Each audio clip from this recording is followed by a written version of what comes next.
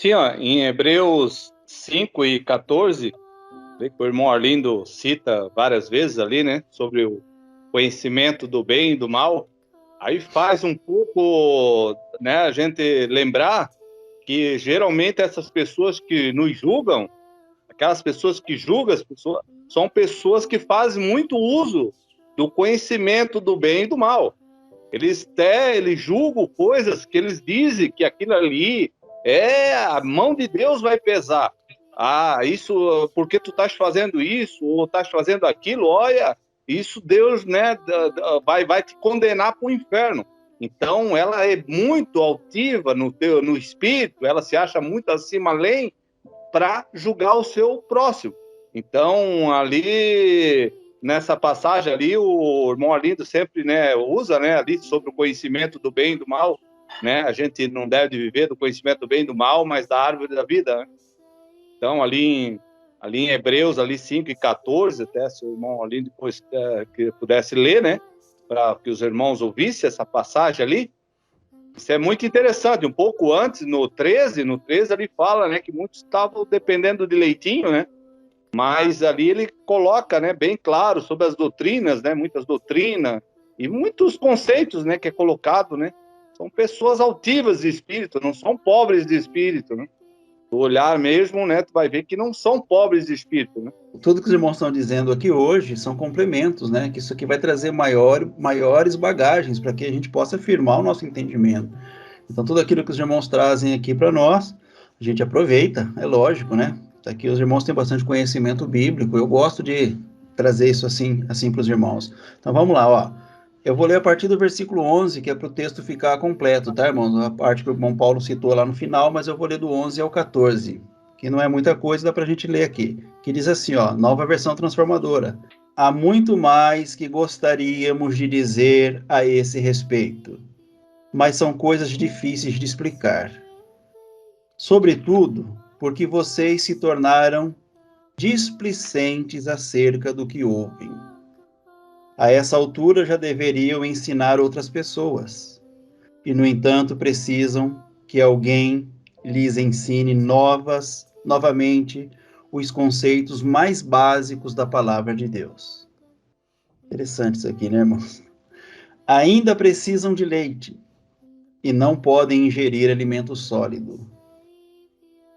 Quem se alimenta de leite ainda é criança e não sabe o que é justo.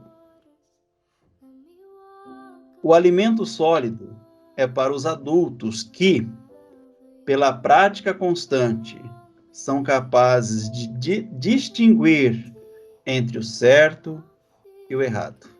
Então, pela prática constante, a pessoa distingue o que é certo e o que é errado.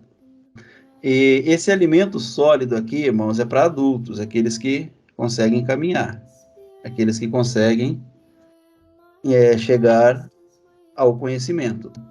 Então, quando nós falamos aqui do viver do certo e do errado, e do viver da vida, eu expliquei para os irmãos, o viver da vida é você fazer a vontade de Deus.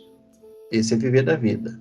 Quando você faz a sua vontade, dentro daquilo que é o seu conceito, aquilo que é o seu entendimento, o seu ideal, quando você tira Deus de cena, para você assumir o lugar como se fosse o lugar de Deus, então você está vivendo do certo e do errado, do teu certo e do teu errado. Mas quando você vive da vontade de Deus, irmãos, você discerne, mas você não aplica nenhum juízo, você aplica justiça e não juízo. Nós não estamos aqui para fazer juízo de nada, de nada. Nós estamos aqui para aplicarmos justiça. E essa justiça tem que ser o certo de Deus e não o nosso certo ou o nosso errado.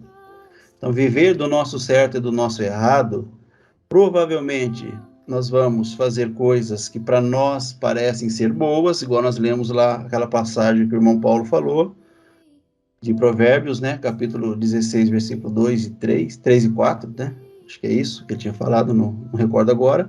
Mas aquilo que para nós é o certo, pode não ser o certo para Deus. Se nós estivermos desligados da árvore da vida, nós não teremos essa condição de entregar o certo de Deus, mas entregaremos o nosso certo. Então você vê pessoas, irmãos, que na sua melhor intenção, ele erra, na sua melhor intenção. E ele está sendo ali a pessoa mais sincera, mais verdadeira, aplicando a sua melhor fé, mas ele está errando. Porque o conceito dele está errado. E se o conceito dele está errado, então não importa o que ele faça, que tudo vai estar errado. Tudo que começa da carne é carne. Não tem como você espiritualizar o que começa da carne, né? Então, começou da carne, é errado. Mas aquilo que começa do espírito, que flui do espírito, aí é o correto de Deus. Aquilo é o correto de Deus. Então, eu não julgo pelo meu certo e pelo meu errado. Eu não vivo da árvore do conhecimento do bem e do mal. Eu vivo da vida, ensinada, trazida por Deus e revelada por Deus. Então, bem-aventurados os que pelo Espírito, irmãos, alcançam essa condição de entender o quanto ele é dependente da árvore da vida. Ele é dependente de Deus. Ele é dependente do conhecimento de Deus. Ele é dependente da revelação de Deus. Ele é dependente daquilo que Deus proporciona a ele dia após dia. Quando nós falamos esse Sermão do Monte aqui, irmãos, ele é extraordinário. A gente conversa aqui, né, entre nós, a gente vê que ele tem uma linha de entendimento, assim, várias linhas de entendimento, né? Ele tem um leque tão grande para que a gente possa buscar aqui revelações que, isso aqui eu diria que são coisas infinitas. Nós passaremos todos os nossos anos aqui falando de Sermão do Monte e nós ainda não vamos esgotar as maravilhas que está contida nesse tesouro. Nós não vamos conter, nós não vamos esgotar essas maravilhas desse tesouro aqui.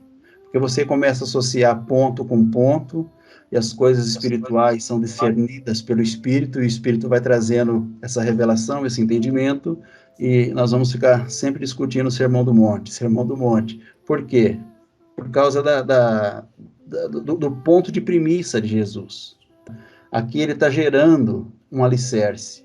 Aqui ele está gerando a condição de filho. Aqui ele está revelando as condições de filho. E aqui também você vai ver, muitas vezes que você começar a observar, você vai falar assim, mas isso aqui está contradizendo o que está escrito lá. Aí eu digo para o irmão, não há uma contradição, irmãos. Há uma forma de entendimento diferente agora. Antes, o que eles tinham era isso, era lei. Agora, o que nós temos é esse entendimento baseado naquilo que Jesus nos ensinou. Ele veio, é a proposta dele, de nos ensinar. Eu estou com a mãozinha erguida, que eu estou tentando fechar essa conta. Então, aquele líder religioso arrogante, o que falta nele é ser pobre de espírito, é ser humilde. Porque agora, nesse estudo aí, eu percebi que até agora, todos os que eu tive um contato, eles precisam ser pobre de espírito. Eles era muito cheio daquele entendimento e daquela autoridade, segundo ele, espiritual. Então, que o ser pobre em espírito, ele é baixar aquele tupete, não ser tão arrogante do próprio eu dele, e ser humilde e espírito. Mas, e quanto àquele que a gente se refere igual, porque eu digo, na briga, na crítica um com o outro, acusando, aquele que a gente se referia como pobre de espírito, porque ele não tem amor, não tem sentimento, não respeita nada.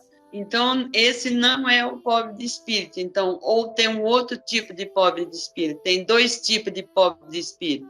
A minha conta está aberta ainda, irmã Arlindo. Complicou. Não, irmã, a pobreza de espírito, ela é assim, se você for enumerar, ela vai longe, entendeu? A gente está colocando os dois pontos. Eu coloquei aqui os dois pontos que a irmã Maria citou, lá no cântico dela. Mas se você for colocar o que revela a pobreza de espírito, ela vai longe. Mas se você trouxer toda essa pobreza de espírito para resumir, ela vai resumir nisso aí mesmo, tá? Que a gente está falando aqui. É a pessoa que tem o ego inflado. Sim, Se você for resumir, a partir do ego inflado dela, o que acontece? Ela vai produzir números, aí você vai ver que vai ter um monte de coisa, entendeu? Mas que se resume no ego inflado. Então, o que Jesus faz? Sendo ele Deus, o que ele faz? Ele se esvazia, não é? O homem, sendo ele esse ser aqui que não tem a compreensão de Deus, que sem o Espírito ele não é nada, sem a condição espiritual ele não é nada, o que ele faz? Ele infla. Ele acha que ele é. Eu entendi, agora eu vou saber explicar para o próximo irmão que aparecer. Mas tem outro ponto aqui, irmão, que eu quero ver se aconteceram com vocês também, ou foi só comigo. Esse cântico de Maria, duvide quem quiser, é a primeira vez que alguém está lendo, porque nos lugares que eu passei, eles não li isso daqui, porque seria como se idolatrasse Maria igual católico. Eu passei por isso. Nunca foi lido. Aconteceu com vocês? Não, comigo não. Eu passei pela Igreja Católica também, né, e quando eu cheguei na Igreja Evangélica tinha muita disputa entre católicos e evangélicos, né? Mas isso tudo é coisa da religião. Entre os filhos não tem disputa, irmãos. Eu sempre digo para os irmãos aqui, nós concorremos, não disputamos. Tá? Há uma concorrência entre nós e não uma disputa. Então eu concorro com meu irmão Antônio Marcos. O que é concorrer? Concorrer é você correr junto. Tá? Nós estamos na mesma disposição, nós estamos aprendendo junto. Eu concorro com o Valdecir. Eu concorro com qualquer um que quiser concorrer conosco aqui, nós vamos concorrer, irmãos. Porque nós não estamos numa competição. Nós estamos numa concorrência, e a concorrência ela é sempre boa, ela sempre traz proveito. Nas concorrências você vê o que acontece, e até no mercado, né? A concorrência de mercado também é boa, não é? Não é excelente? Imagina uma concorrência entre irmãos de fé, para ver aqueles que estão correndo junto, quem pode melhorar em que ponto, né? Em que área eu posso melhorar, em que área eu vou servir melhor o meu irmão, em que área eu posso fazer o melhor para que a família seja abençoada. Então, nós não estamos em competição, nós estamos em concorrências. Assim, ó, nossa mentalidade sempre é a pessoa que está lá em cima, essa é maior. Então, o apóstolo Paulo disse, quando eu estou fraco, aí é que eu estou forte. Aí que eu me aproximo mais de Deus, quando é na minha fraqueza que a justiça de Deus se aperfeiçoa. Quando Jesus estava passando a lição para os discípulos, ele disse, em verdade vos afirmo, que o maior de vocês é aquele que vos serve. Fazer isso, ó, eu sendo o Senhor, eu vou lavar os pés de vocês. Então, se alguém ferir um lado da tua face, dê a outro. E teve outra passagem que ele pegou uma criancinha, ele disse, em verdade, se vocês não se fizerem como uma dessas crianças, vocês não faz parte do reino. Porque não é a pompa, não é a grandeza, porque isso era muito expressado entre os fariseus, entre aqueles que tinham conhecimento, eles pisavam os pequenos, os sacerdotes, né? Eles que tinham a lei, eles que tinham conhecimento, e eles pisavam. E aí Jesus trouxe esse sermão mostrando que não é isso, não é essa grandeza, mas bem-aventurado é os pobres, né? Aqueles que se reconhecem que são pequenos. Então, isso é a moral, né, do entendimento do reino. Hoje a gente veja muito as pessoas, né, colocando que aquele cargo, aquela coisa, ele é maior do que os outros. E ele pisa os outros, ele que retém a verdade, ele que pode julgar as coisas, ele que está acima do bem, do mal, né? E os pequenininhos têm que se submeter, senão vão para o inferno. O que ligares na terra será ligado no céu. E o que eu desligar na terra vai ser desligado lá no céu. Então, aí essa explicação é como o irmão Lindo fala, né? Tem muita coisa para colocar, mas ela traz grande luz ao entendimento, né? Da gente que vive a graça, que abre o entendimento para entender realmente o reino de Deus. E hoje eu trabalhei o dia inteiro pensando em fazer um vídeo exatamente abordando esse assunto, esses exemplos que o mestre nos deu de se fazer pequeno, né? Inclusive o ato de lavar os pés, que o maior entre vós se faça o menor, né? Que é o que a gente não vê. Não dá para a gente falar sem focar no sistema religioso. A gente tem que dar esse exemplo, né? Porque estão fazendo tudo ao contrário do que ele ensinou. Então, pode ver que até o jeito lá, né? Fica tudo sentadinho e o grandão lá na frente, no púlpito, né? Então, tá muito ao contrário. Seria para fazer, se é para ser, a gente sabe que não é para ter religião, né? Mas sentar ali todos juntos ali e conversar junto ali, mas não, esse sistema tá totalmente errado. E eu trabalhei o dia inteiro pensando em falar exatamente isso daí. E tá fazendo tudo ao contrário, Então, é diminuir para que ele cresça mesmo, né? Vamos focar aí. Cada dia mais. Amém, irmã Isa. Eu quero agradecer o entendimento de hoje, né? Que era uma dúvida que eu ainda tinha. Agradecer aos irmãos que acrescentou, o irmão Paulo, o irmão Antônio Marcos, uma bênção. Acho que o estudo hoje foi grandioso mesmo. Estou muito agradecida. O dia de hoje é uma gratidão imensa e fechou com chave de ouro essa noite maravilhosa. Deus abençoe a cada irmão aí e que esses irmãos, o irmão Antônio Marcos esteja participando mais com a gente e o irmão Amém. Paulo também, uma bênção que ele acrescentou, deixou o estudo mais rico. E o irmão Arlindo também, dessa paciência da gente estar aí. E que Deus abençoe a Isa, que clareia a mente dela para esse vídeo sair maravilhoso, para distribuir para as pessoas de entendimento. Um beijo, um abraço a todos, irmão. Melhor noite a todos. Amém. Amém, irmã Cileide. Conclui então, irmão Antônio Marcos, suas considerações finais aí. Amém, meu querido. Eu quero agradecer por mais uma vez ter participado com os irmãos, né? E que nosso Pai Eterno possa a cada dia estar nos dando mais sabedoria, para que juntos possamos estar aí, ajudando cada dia mais aí outros irmãos a ter esse entendimento, esse esclarecimento aí sobre a graça. E que Ele possa nos conceder uma noite de paz, um descanso justo, e que para a semana possamos estar juntos novamente. Amém? Muito obrigado. Uma excelente noite para todos aí. Amém, irmão Antônio Marcos. Irmã Creuza. Somente gratidão a Deus, né, por mais esse estudo, pela presença de cada um dos irmãos. E juntos nós somos mais fortes, porque é o nosso Pai que nos fortalece. E de nós mesmos não temos nada para oferecer, mas como deixamos Deus agir na nossa vida, nós temos o melhor para fazer.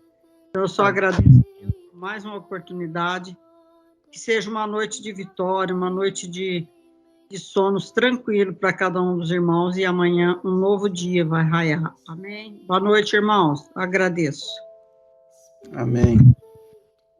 Opa, não quero. Que eu estava dizendo, agradecer primeiramente, né, por estar mais uma vez junto com todos nós, todo mundo aqui.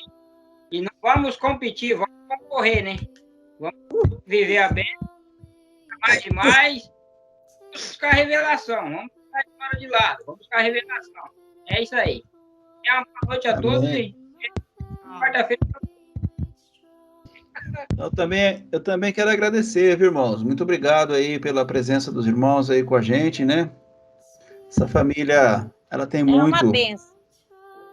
Tem muito a nos apresentar, né, irmãos? Essa família, quando ela se une, é só coisa boa que sai, né? Só coisa boa. Faz muita falta. Nossa, só coisa boa que sai aqui. Não teve jeito. Aqueles que estão ligados no Espírito só vão aprendendo, né? Vamos aprendendo. Os irmãos têm muito a nos oferecer, tem muita bagagem, né? E chegando o Antônio Marcos aí também, que tem bastante conhecimento. Tem demais aí, a gente não precisa nem falar nada, nem apresentar, né? Seja bem-vindo ao nosso meio, irmão Antônio Marcos. Uma boa noite a todos, tá? Na graça, na paz, sempre revelando, frutificando. Nós estamos aqui como árvores frutíferas e frutificando sempre em favor dos nossos irmãos. Amém? Essa consciência é a consciência crística, é a consciência de um Cristo. Vamos crescendo e multiplicando. Graça e paz a todos. Amém. Boa noite. Tchau, obrigado. Amém. Melhor Amém. noite. Boa Tchau noite. a todos. Take me deeper than my feet could ever wander, and my faith would be made stronger in the presence of my Savior.